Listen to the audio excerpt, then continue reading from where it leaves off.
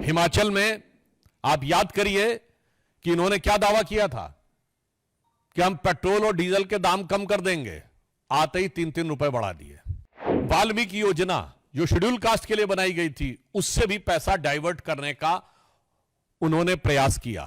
तो यह दर्शाता है कि कांग्रेस जब जब सत्ता में आती है तो जो कहा गया वो कभी पूरा नहीं कर पाती है। कांग्रेस वालों को खुली आंखों से यह आंकड़ा देखना चाहिए। इसमें किसी प्रकार के किंतु परंतु की कोई गुंजाइश नहीं बचती है। आंकड़े देखो या हकीकत देखो। मेरे कांग्रेस के मित्रों, चश्मा उतारो फिर देखो यारों, दुनिया नई है चेहरा पुराना। कांग्रेस अपने किसी भी प्रॉमिस को कभी भी फुलफिल नहीं कर पाई, और जब जब वो सत्ता में आते हैं तो उस प्रदेश के लिए और देश के लिए आर्थिक चुनौतियां लेके आते हैं। हाल ही में उनकी सरकार जिन राज्यों में है उनमें करीब करीब 1.5 साल हो गए। कर्नाटक में आप जाके चेक कर लीजिए, कर्नाटक में 2021-22 में जो इन्वेस्टमेंट था वो 1,63,000 करोड़ था, अब 54,000 करोड़ पे आ गया। हिमाचल में आप याद करिए कि इन्होंने क्या दावा किया था कि हम पेट्रोल और डीजल के दाम कम कर देंगे, आते ही 3-3 रुपए बढ़ा दिए। और उसके बाद क्या स्थिति हो गई कि सरकार के पास कुछ ही दिनों में इतना पैसा भी नहीं रह गया कि वो सही ढंग से सैलरीज भी दे सके। हिमाचल में आपको याद हो, कहा कि सारी बहनों को जो कहा था 1,500 रुपए दे दिए, अभी तक की जो जानकारी है शायद 25-30 हजार से ज्यादा को नहीं मिला है, और फिर भी कहते हैं कि हमने सारा कर दिया है। कर्नाटक में तो आपने यह भी देखा कि वाल्मीकि योजना जो शेड्यूल कास्ट के लिए बनाई गई थी, उससे भी पैसा डाइवर्ट करने का उन्होंने प्रयास किया। जब इनके शासनकाल में महाराष्ट्र था और हमारे शासन में कर्नाटक था, तो इन्वेस्टमेंट में कर्नाटक नंबर 1 हो गया था और महाराष्ट्र पीछे हो गया था, जबकि महाराष्ट्र में देश की आर्थिक राजधानी है मुंबई। अब पुनः महाराष्ट्र फिर नंबर 1 पे आ गया है। तो यह दर्शाता है कि कांग्रेस जब जब सत्ता में आती है तो जो कहा गया वो कभी पूरा नहीं कर पाती है। जहां तक उन्होंने कई प्रश्न खड़े किए हैं आदरणीय खड़गे जी ने, तो मैं कहना चाहता हूं, रोजगार की आप बात करते हैं तो रोजगार के लिए सबसे प्रामाणिक जो डाटा होता है वो होता है ईपीएफओ, एम्प्लॉय प्रोविडेंट फंड, यानी कर्मचारी भविष्य निधि खाता। जब कोई कर्मचारी बनेगा तभी उसके खाते में से पैसा कटकर उसमें जाएगा, और सिर्फ कर्मचारी का खाता नहीं जाता, उसमें जो उसका नियोक्ता है यानी एम्प्लॉयर, वो भी अपना कंट्रीब्यूशन देता है। तो जब तक कोई किसी को नौकरी नहीं मिली होगी और उसका कोई एम्प्लॉयर नहीं होगा, तब तक ईपीएफओ अकाउंट ऑपरेटिव नहीं होगा। और हमारी सरकार आने से पहले 11 करोड़ ईपीएफओ अकाउंट थे, और 2024 में आते आते 25 दशमलव कुछ करोड़ ईपीएफओ अकाउंट्स थे। EPFO accounts, employ provident fund accounts में सबसे बड़ी छलांग जुलाई के महीने में 22 लाख नए कर्मचारी भविष्य निधि खाते खुले। कांग्रेस वालों को खुली आंखों से यह आंकड़ा देखना चाहिए। इसमें किसी प्रकार के किंतु परंतु की कोई गुंजाइश नहीं बचती है। और एक अन्य कुछ सर्वेस के हिसाब से इन 10 वर्षों में 54 करोड़ जो वर्किंग पर्सन्स ईयर होते हैं वो क्रिएट किए गए, अर्थात प्रत्यक्ष या परोक्ष रूप से कितने लोगों को रोजगार मिला उसका एक संकेत होता है। और ईपीएफओ एकदम ऑथेंटिक, डॉक्यूमेंटेड, अनडिस्प्यूटेबल, जिसके ऊपर किंतु परंतु नहीं किया जा सकता, वो डाटा होता है।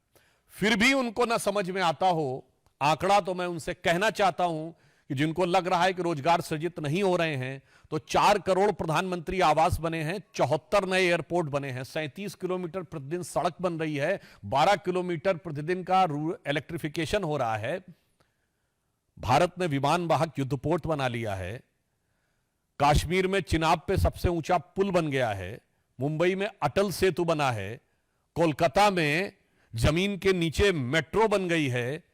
मैं उनसे विनम्रता से पूछना चाहता हूं, ये बना कौन रहा है? कोई ना कोई तो बना रहा है, तो कोई ना कोई तो रोजगार सृजित हो रहे हैं, या आपको लग रहा है कि आसमान से जिन्न विन्न आकर बना रहे हैं इनको? इसलिए मैं कहना चाहता हूं, आंकड़े देखो या हकीकत देखो। मेरे कांग्रेस के मित्रों, चश्मा उतारो, फिर देखो यारों, दुनिया नई है, चेहरा पुराना। वो पुराना ख्याल छोड़ दो, पुरानी नजर छोड़ो, देखो नजारा कितना बदला हुआ है। ऑटोमोबाइल मैन्युफैक्चरिंग में हम तीसरे नंबर के देश बने। मोबाइल हैंडसेट आप सब यूज करते हैं, दूसरे नंबर के मोबाइल हैंडसेट के मैन्युफैक्चरर हैं। असेंबली होती है हमारे यहां। कौन बना रहा है? तो मैंने इस बात का तथ्य का भी जवाब दिया और दूसरी भी बात दिया। अब उनका कहना है कि अच्छे दिन की बात। हां, तो मैं बिल्कुल कहना चाहता हूं, ये घबराहट,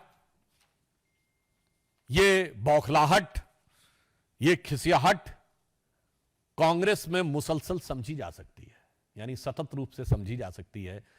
मानवीय बात है, उनके अच्छे दिन इतने दूर चले गए, शायद उन्होंने सोचा नहीं होगा कि 139 साल पुरानी पार्टी तीसरे अटेम्प्ट में थर्ड डिजिट टच नहीं कर पाई।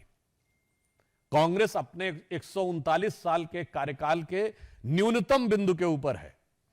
कांग्रेस के नेतृत्व ने एक शताब्दी से अधिक के दौर में एक से एक बड़े और महान नेता भी दिए, और कई बार उनका नेतृत्व जनता की नजर में खलनायक भी बना, मगर उपहास का पात्र यदि बना तो पहली बार अब बना है। मुझे लगता है कांग्रेस के लिए इससे ज्यादा बुरे दिन नहीं हो सकते थे।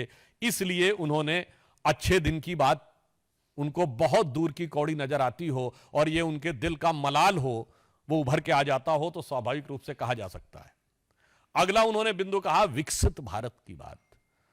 तो हम ये बताना चाहते हैं कि भारत 5वीं बड़ी अर्थव्यवस्था बना है, और just last week International Monetary Fund की चीफ क्रिस्टिना जॉर्जिएवा ने यह कहा है कि भारत 7% की ग्रोथ रेट के साथ वर्ल्ड की मेजर इकोनॉमीज में फास्टेस्ट ग्रोइंग इकोनॉमी होगा। मैं कांग्रेस के मित्रों से कहना चाहता हूं, ये भारत सरकार का डाटा नहीं है, वो आईएमएफ और वर्ल्ड बैंक कह रहे हैं, जहां आपके परम आदरणीय सम्माननीय उद्भट वित्त शास्त्री मनमोहन सिंह जी जॉब कर चुके हैं, वो संस्थान बता रहे हैं। और उसके साथ एक और बात है, भारत 7% पे है with a distant to China का 4.8, यानी 2.25% का अंतर है। तो उसके बाद आपको यदि नजर नहीं आ रहा है कि भारत विकास के किस दौर पे जा रहा है, और एक दौर था जब कांग्रेस आखिरी बार सत्ता में थी 1984 के आसपास, तो देश में साक्षरता दर 34-35% के आसपास थी।